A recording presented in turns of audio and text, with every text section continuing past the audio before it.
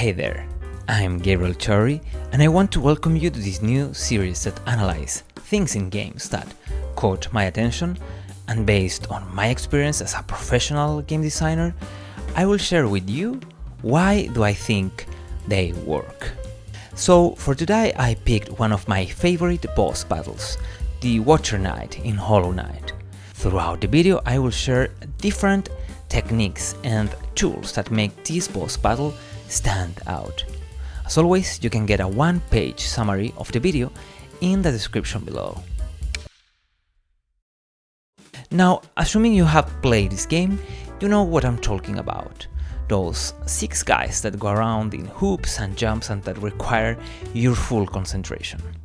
If you don't know what I'm talking about though, it's exactly that. It's the same boss that goes in hoops and jumps but repeated 6 times. Now there's a catch. You first fight one of them, then you fight 2 at a time for 2 times, and finally you fight only one again. So keep this in mind when we analyze the techniques that makes this boss battle work, in my opinion. So when I first fought this battle after defeating the first boss, I was exhausted. I mean, only fighting one of these guys is hard enough, and when I defeated the first one and saw 2 of them spawn immediately after, I was just absolutely demoralized. After a lot of trial and error and also changing charms back and forth, I managed to defeat the 2 guys just to be received by another Watcher Knight, and then after defeating that, another one. So alright, finally managed to defeat those 2, another one spawned, this time solo, and I was honestly thinking this is it, this is a bug, and the game will keep spawning these guys. Maybe I missed something, I was just hoping that the background art was kind of true and there were no more of these Watcher Knights to defeat. And after one of the most tense moments in my life, I managed to defeat the 6th and last Watcher Knight. I recovered my breath for a few seconds and immediately thought, why does this horror of a boss battle that took me several trials and hours of my life to defeat was so excruciatingly fun? So I jumped into analysis mode, and this is why I think the Watcher Knight boss battle works. First, the curve of difficulty starts relatively easy, while it allows you to get familiar with the Watcher Knight's movements. Then it ramps up in difficulty as you need to adjust fighting 2 of them, the same movements but different patterns. This happens 3 times, so it's the bulk of the fight, and finally difficulty goes down to the initial level. But strangely, fighting this last lonely guy feels easier to defeat than the one you defeated first, but way more tense. So this line represents 2 important techniques while designing games. First, this is a clear show of the flow theory in action.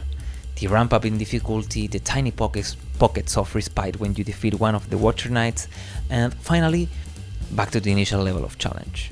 The perfect way to create a sinusoidal way between challenge and skill. Second, this fight reminds of the 3-act narrative structure. You have an initial reaction while defeating the boss, just to discover that was just the beginning of the fight, and then after several challenges you manage to get to the resolution stage. Finally, from a game dev point of view, it's a good example of using all parts of the battle, or in other words, using everything available to you.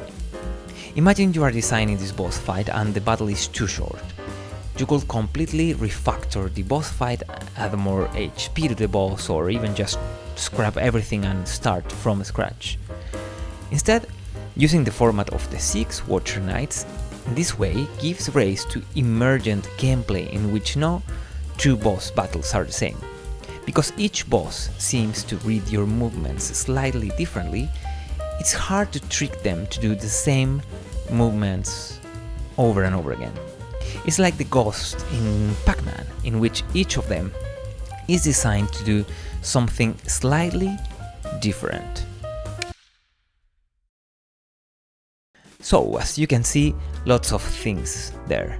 A great use of the flow theory and the 3-arc narrative structure to have clear peaks and lows and resolutions. use of systemic gameplay to generate emergent gameplay, and of course, reusing assets. Who doesn't like to reuse assets to get a better result? It's a win-win-win situation. And number 5 is win-win-win. The important difference here is with win-win-win, we all win. Now, what do you think? Have you seen games using similar techniques to create exciting gameplay moments?